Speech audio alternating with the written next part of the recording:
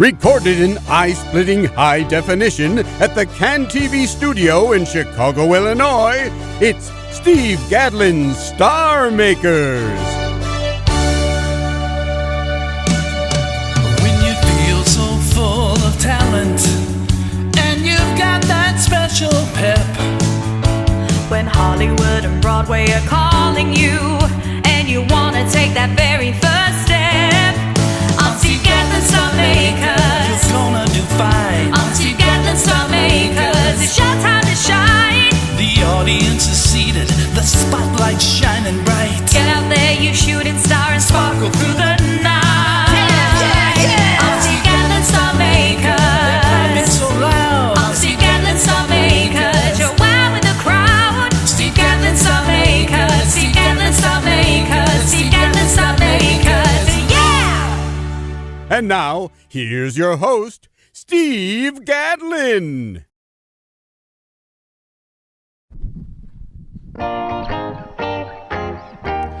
Oh, the lights are up, the cameras are on, the floor director's at her station.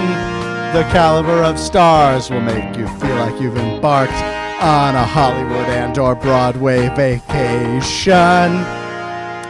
And I'm so handsome to see you. I'm handsome to see you. I'm so handsome that you're near. Oh, I'm handsome to see you. I'm handsome to see you. You know, you've made me handsome just by being here. You've made me handsome just by being here. Greetings and salutation, friends. Thanks so much for tuning in to another fine episode of Steve Gadlin's Star Makers.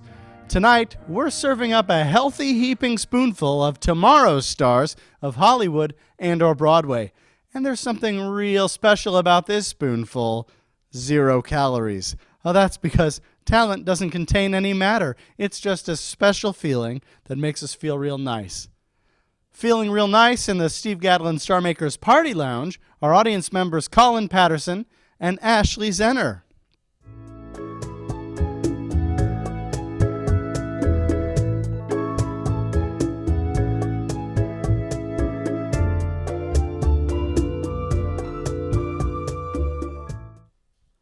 Cities are great. They're larger than towns, smaller than states, and much, much smaller than countries. And compared to continents, well, they probably look like ants. One great thing about cities is that we each have one to call our own. I'll prove it. Go get some mail out of your mailbox. See that one special part of the address? That's your city. But cities aren't just for mail, they're for singing about too. Here's Morgan Anderson with the song about a city that's near and dear to my heart, Chicago.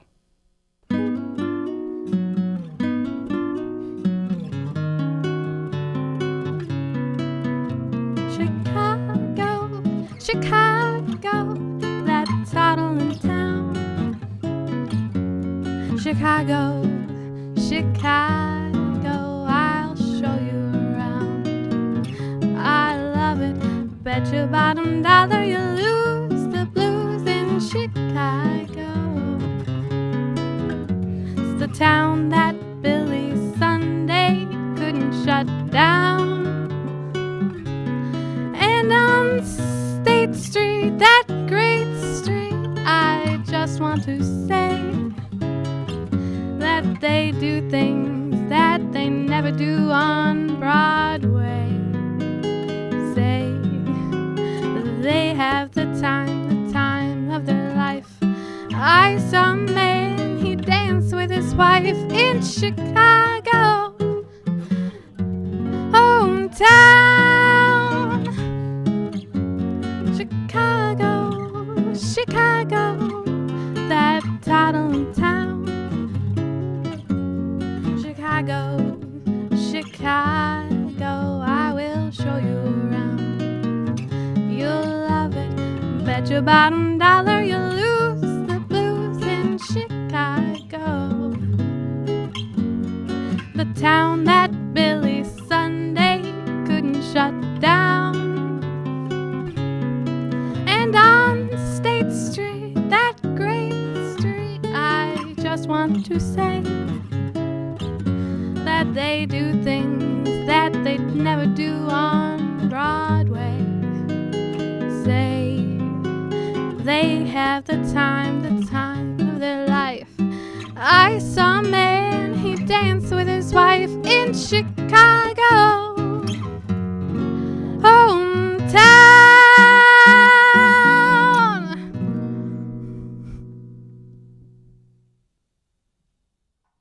Morgan, thanks so much for, please join me here at the intersection of Hollywood and or Broadway. Thanks for being on Star Makers. Thank you.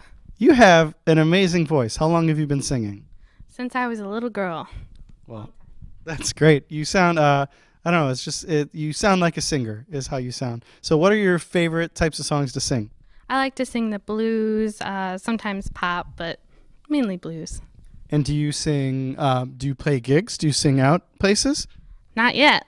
Awesome. Well, hopefully this is a good kickstart for you. That was, it just sounded so good and so natural, and you have a great singing presence. So what type of singers do you like to listen to? I like to listen to Michael Bublé, Colby Kelly, Frank Sinatra, Chicago, of course. Also heavy metal, but I can't sing that. Heavy metal is a lot harder to sing. I agree. Well, we loved having you on the show. Thanks so much for being here, and we hope to see you again soon, of course. Are you one of tomorrow's stars of Hollywood and or Broadway? Do you live in or are traveling to the Chicago area? Would you like to share your talent with our television audience? If you answered yes to any of these questions, we want you to perform on our show. Visit us online at sgstarmakers.com or send an email to sgstarmakers@gmail.com. We can't wait to make a star out of you. Think back to bedtime when you were a little kid. You're probably hearing a little voice saying something like, "Mommy, Daddy, me no want sleep until me get story." Oh, did you hear that sweet, sweet baby talk? But more importantly, did you hear what that baby wanted? A story. And I tell you, wanting stories isn't just for babies. It's for grown-ups too. So here's Maggie Tomasek with a short story that babies of all ages can enjoy. Hi, Mrs. Jones. Hi, my name's Maggie. I'm the one who's been talking to all the families in Hanover this summer about those study guides to help your kids with schoolwork. It just takes a quick minute to show you. Do you have a place to sit down?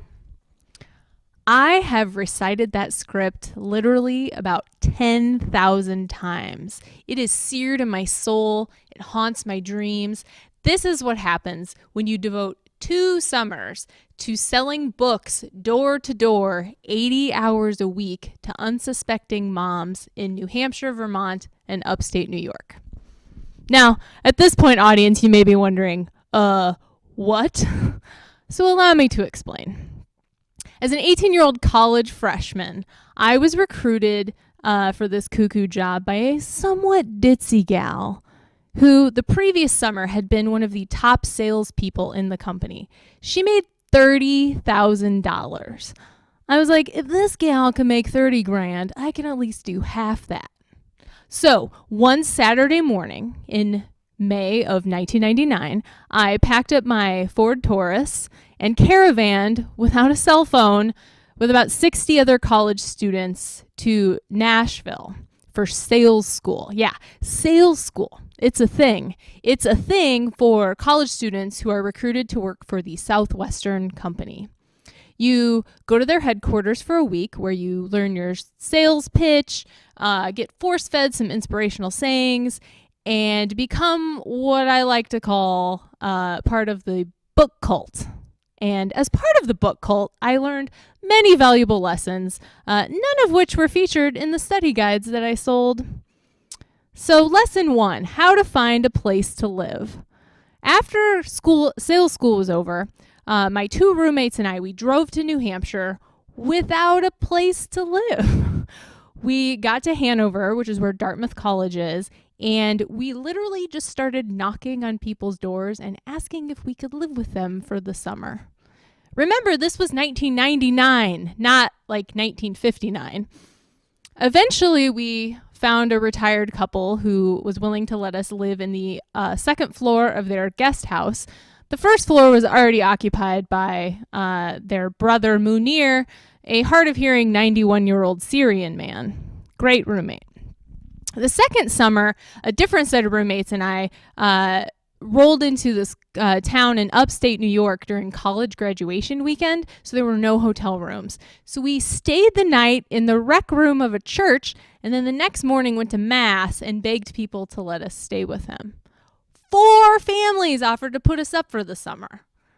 I still keep in touch with the couple that we lived with, and they still call the place where I slept all summer Maggie's room. Also, once you've asked total strangers if you can live in their basement for 3 months, asking people to buy stuff really isn't that big of a deal. So lesson 2 was how to manipulate moms.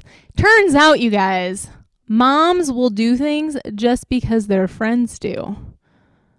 People would just let me, a total stranger, into their homes because I had like a legal pad with people's names in the neighborhood. I'd be like, everyone's been picking up these study guides for their kids, like the Smiths and the Johnsons. You know them. I sold books to the PTA president. I would drop her name, and moms would just like pull out their checkbooks left and right. Lesson 3. How to live large. Now, the key to being a high roller is to be a total cheapskate. The more you spend, the less you save. So buying superfluous things like soda or nutritious food meant less money in my pocket at the end of the summer. So I gave it up. My total haul for 2 summers of book selling was it was more than $25,000. Don't want to sell myself short there. $25,000. So I was able to buy a gently used Chevy Corsica. I didn't have any student loans. And to this day, I still don't drink soda. Lesson 4, how to work hard and play hard. So Monday through Saturday, we were to start knocking on our first door at 8 a.m., keep knocking on doors until 10 p.m., and do 30 sales demonstrations throughout the day, every day. Each no gets you closer to the yes. So by the time Sunday would roll around, we were ready for some fun. All of the book kids spread throughout the region would get together, and we whitewater rafted in New York. We ate lobster on the beach in Maine. We explored Boston, and because I was pretty good at selling books, I also earned incentive trips. The first year, it was a cruise to Key West and Cozumel, Mexico, but the second year, it was a week in Thailand. And lesson 5, how to not give a crap. Now, they teach you in sales school to keep smiling no matter what, through barking dogs and slam doors and jerk dads and snobby moms and bratty kids and the heat and the rain. And then you find through all that forced smiling that eventually you really do stop caring what people think of you. Also, when you rock a turquoise fanny pack for 12 weeks, your ego pretty much just disappears.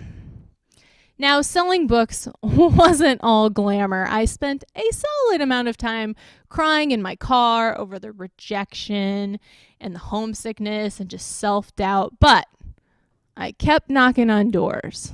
I just kept going. And really, isn't that the most valuable lesson of all? Thank you. Maggie, how fantastic. Come join me at the intersection of Hollywood and our Broadway. Thanks for being on Steve Gadlin Star Makers. Thanks for having me, Steve. Oh, it was a real pleasure. I love to have storytellers because they fill the stage with story. Indeed, that is true. So, tell us a little bit about what inspired you to become a storyteller. Well, I knew that I had some stories to tell, and I've had people tell me, Maggie, you're a good storyteller. So you know what? I decided to take that to the stage. That's great. And all of us have things that happen to us in life. How do you know when those experiences have brewed up and turned into a story? Sometimes you just got to write it all down. Sometimes stories that you think would be cool to tell to other people don't end up actually being that great. So you got to write them all down and then see which ones are the best. So I noticed this one wasn't told off of paper. Have you written this story down? Yes, I have written the story down. And I memorized it. Oh, that's another talent we didn't even mention, the talent of memorization. Well, Maggie, we sure appreciated having you on Star Makers, and we hope to see you again soon. Thanks, Steve. Want to see Steve Gadlin's Star Makers from the best seats in the house? Then you want the luxury and convenience of the Steve Gadlin Star Makers Party Lounge. With 2 exclusive seats, only feet away from the action, and all the saltines you can eat, the Steve Gadlin Star Makers Party Lounge provides an experience you won't soon forget. It's like you're seeing tomorrow's stars of Hollywood and/or Broadway through a telescope because they're practically in your lap. To reserve your spot, visit us online at sgstarmakers.com or send an email to sgstarmakers@gmail.com. Be on Star Makers. We're all familiar with witches and wizards thanks to those popular Harvey Potter books. And if you're not, imagine a regular person, but with special powers. For instance, they might look at you and shout words like Zimbra blah blimbra, and suddenly you're a frog. And if that happens, well, good night, nurse. Now, if wizards and witches could be musical, you might expect them to sing this song after turning you into a frog. Here's David Dilsizian with the song, I Put a Spell on You.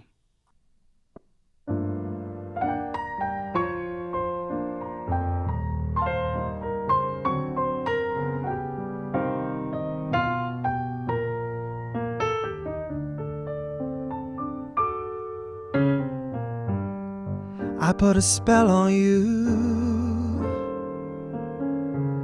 because you're mine. You know I don't like the things you do, no, I ain't lying.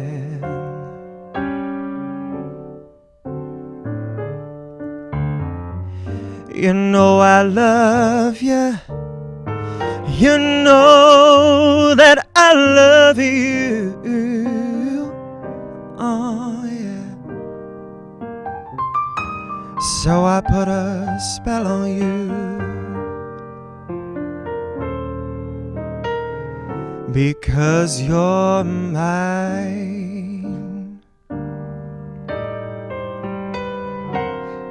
I put a spell on you because you're mine. You know I don't like the things you do, no, I ain't lying.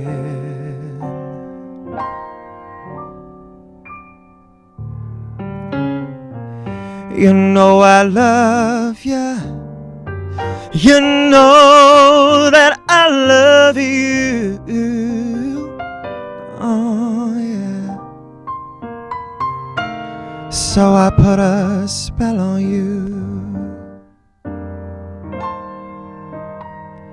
because you're mine.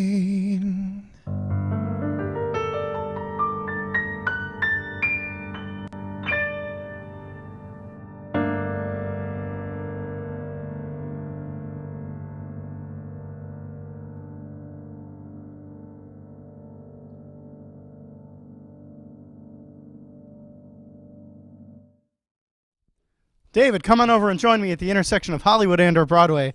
Thank you for being on the show. Thank you very much. Gosh, I Put a Spell on You. What a fantastic song. What do you feel that song is about? Just about maybe unrequited love, somebody that you wish loved you back but maybe doesn't, and hoping that maybe you can. So not literal magic and spells, but more of a figurative take. Yeah, that's more how I view it. Yeah. That's great. How long have you been singing? Since I was 5 years old. Yeah. You know, we bring a lot of people on the show with a lot of talents, and I always ask them, how long have you been doing this? And most of them say 5 years old. So that must be an age of extraordinary creativity. What were you singing at 5? I started singing in church. My mom was the pianist, and I would run up there and sing a song with her every Sunday. Wow, that's great. What are your favorite types of songs to sing now? Mainly jazz, a lot of Michael Bublé, Norah Jones covers, that kind of thing. That's great. Heavy metal? not my thing, but go for it if it's your dream. Oh, it's a whole different type of singing. I love what you do. You sounded so great, and we're happy you were here on our stage. So it was great to meet you, and thanks for being on Star Makers. Thank you. Thank you very much. It is Postman Tom. It is Postman Tom. Postman Tom here with another dip into the Steve Gadlin Star Makers mailbag. Dear Postman Tom, where does Steve Gadlin get his clothing? Are regular people allowed to shop at that store, or is it just for TV show hosts? I don't know, but I've seen the way that guy dresses sometimes, and quite honestly, I hope it's just for TV show hosts. Anyway, if you've got a question for Steve Gadlin Star Makers, you can write us at sgstarmakers@gmail.com, and maybe we'll read your letter on the air.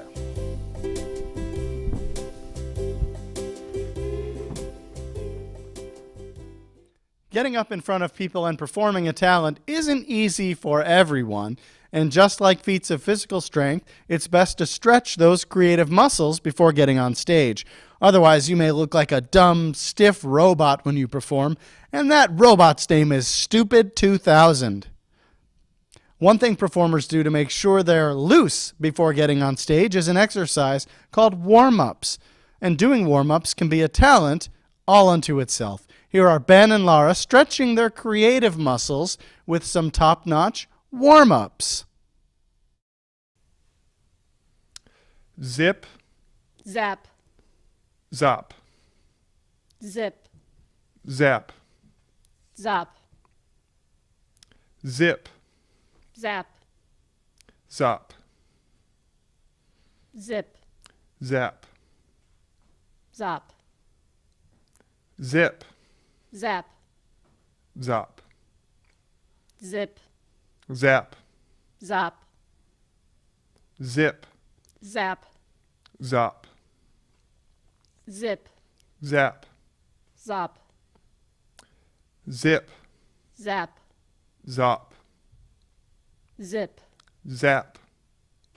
zop, Zip. zap, Zop. zip, Zap. zop, Zip. zap, Zop. zip, Zap. zop, Zip. zap, Zop. zip, Zap. zop, Zip. zap, Zop. zip, Zap.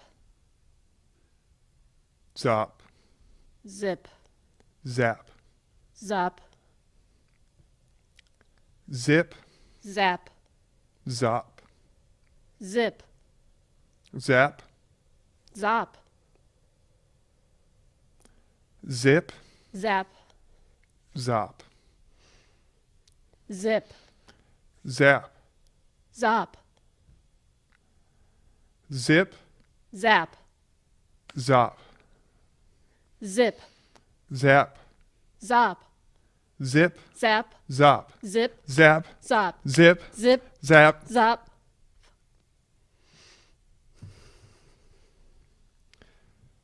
zip, Zap. zop, Zip. zap, Zop. zip, Zap. zop, Zip. zap, Zop. zip, Zap. zop, Zip. zap, zap, Zop. zip, Zap. zop, Zip. zap, Zop.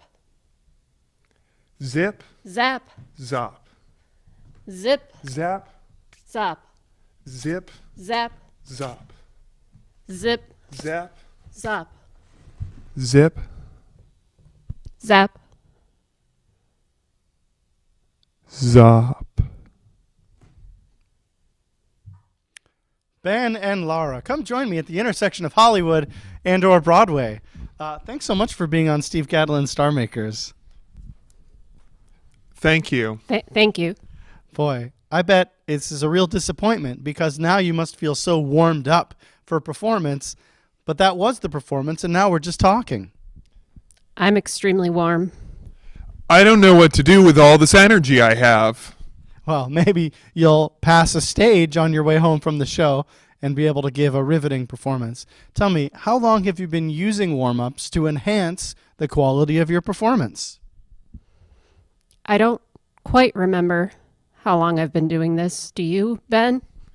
I've been warming up, as has Laura, since the beginning stages of our lives. Well, geez, it seems like about half an hour just today. Well, that was so fun to watch, and I learned a lot about how to behave before a show. Thanks, guys. You're welcome. You're welcome. Thank you. You're welcome.